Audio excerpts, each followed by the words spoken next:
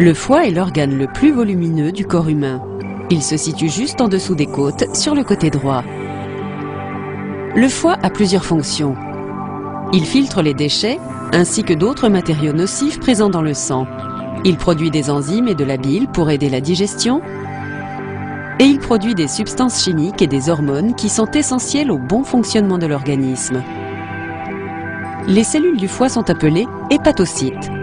Le cancer du foie peut être soit primaire, c'est-à-dire qu'il a commencé dans le foie, soit secondaire, c'est-à-dire qu'il a atteint le foie après s'être développé dans une autre partie du corps. Le carcinome hépatocellulaire est la forme la plus courante de cancer du foie primaire. Il se développe dans les cellules hépatiques et commence à endommager les cellules hépatiques saines. Le développement croissant des hépatocytes cancéreux peut entraîner la formation de tumeurs malignes, c'est-à-dire cancéreuses. Au cours des premières étapes de son développement, le cancer du foie ne présente que très peu de symptômes et sa présence est donc difficile à détecter. À mesure qu'il se développe, des symptômes comme des douleurs abdominales, une perte de poids, des nausées, des vomissements, une fatigue, une jaunisse ou un jaunissement de la peau et du blanc des yeux peuvent être observés.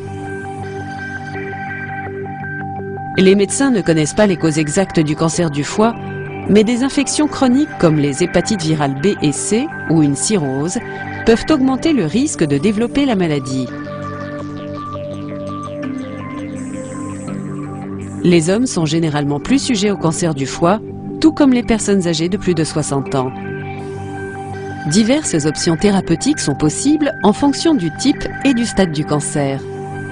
La chirurgie ou la greffe de foie font partie des alternatives possibles si la tumeur est petite et qu'elle fait encore partie du périmètre de l'organe. Lorsqu'elle atteint une taille trop importante ou si elle s'est propagée dans d'autres parties du corps, la chimiothérapie ou la radiothérapie pourront soulager les symptômes et augmenter la survie, mais la guérison ne sera pas possible.